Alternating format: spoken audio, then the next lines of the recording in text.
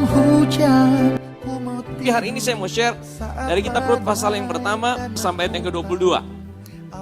Pada zaman para hakim memerintah, ada kelaparan di tanah Israel. Saudara, kenapa dimulai dengan kata pada zaman para hakim? Ya, pada zaman para hakim. Kenapa dikatakan pada zaman para hakim? Saudara, ini adalah masa di mana hakim-hakim itu memerintah.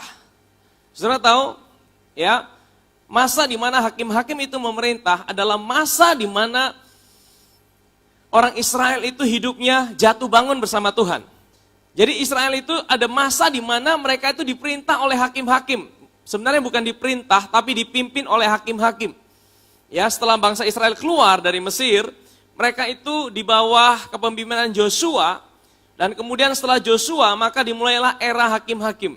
Nah, kalau saudara perhatikan, saudara baca di firman Tuhan, di era hakim-hakim itu bangsa Israel banyak ngalamin jatuh bangun bersama Tuhan.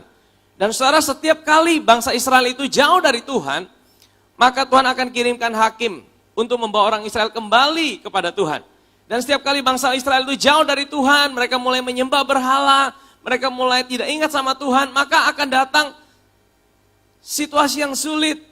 Ya, mereka akan mulai diserang oleh bangsa-bangsa yang ada di sekitar mereka. Mereka akan mulai dijajah, mereka akan mulai diperbudak, sehingga apa terjadilah namanya kelaparan.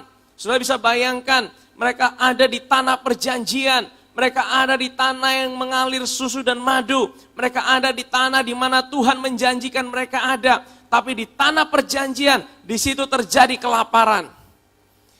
Saudara, kenapa bisa terjadi kelaparan? Ya, kenapa bisa terjadi kelaparan? Kalau kita lihat dimulai dari kata pada zaman para hakim, sebenarnya Tuhan mau kasih pesan, kelaparan yang terjadi pada masa itu, oleh karena bangsa Israel sebenarnya hati mereka menjauh dari Tuhan. Hati mereka mulai tidak sadar akan Tuhan. Hati mereka mulai melupakan Tuhan.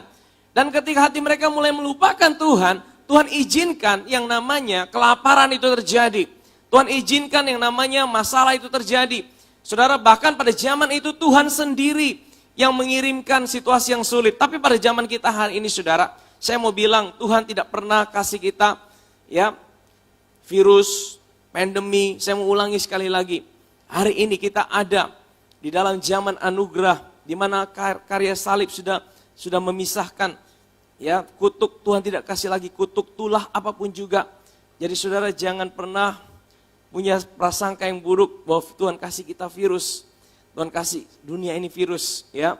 Nah saudara, memang pada zaman dahulu ketika mereka hidup di bawah zaman hukum Taurat, isi perjanjian itu yang membuat ya ada kutuk dan berkat. Kalau mereka sungguh-sungguh berkat, kalau mereka tidak sungguh-sungguh Tuhan kasih kutuk dalam hidup mereka. Tapi hari ini tidak lagi kutuk dalam hidup kita. Oleh karena apa? Oleh karena karya Kristus di atas kayu salib. Tapi Tuhan masih izinkan yang namanya situasi yang sulit. Kita ada hari ini situasi yang sulit karena kita memang sedang menggenapi penggenapan yang sedang terjadi di akhir zaman ini, saudara. Sebenarnya kita percaya bahwa kita ada di akhir zaman, saudara. Ya, kita ada di akhir zaman. Saudara, semua tanda-tanda yang ada di firman Tuhan, kemarin saya mulai renungkan kembali, bencana, gempa bumi, gunung meletus, itu semua ditulis di Alkitab, pandemi, wabah. Tapi yang semua yang kita sebutkan ini, itu udah pernah terjadi.